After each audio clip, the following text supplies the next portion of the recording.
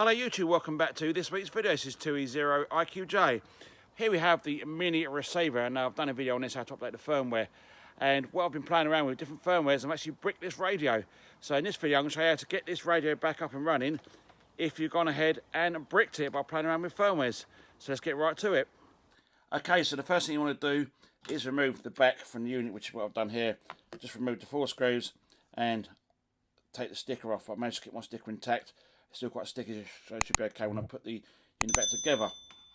I've also taken out this little bit here.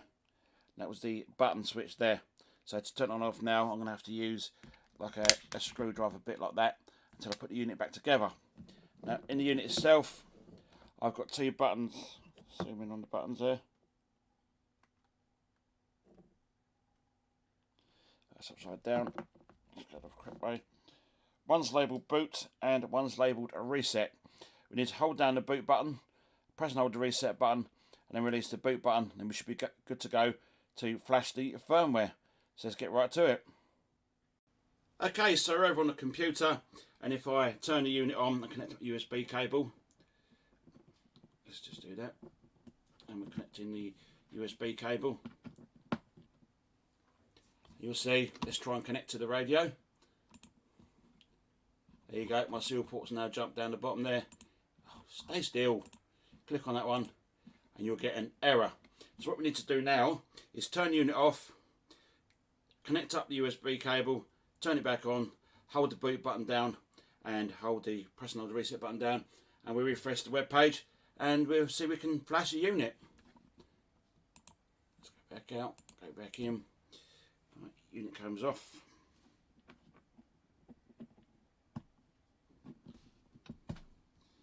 Out. Unit goes back on. Do this one here, and it's going to be very hard to do this one because these buttons are so tiny. So we're going to press and hold the boot and press and hold reset. So the boot button goes down. Press and hold reset.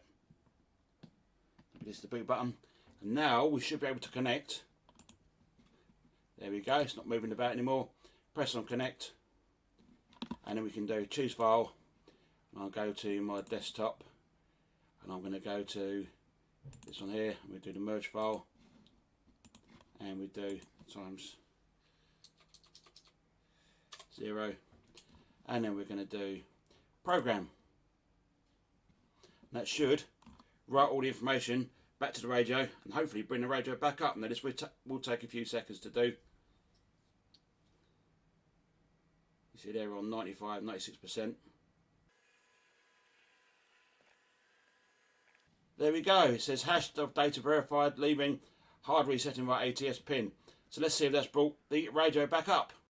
Okay, so before I put this radio back together, I just want to check that we get power and it's brought back to life. So all we're going to do is I'm going to use one of these little tool bits here. I'm going to turn the unit on and we'll see if we get it back, coming back to life.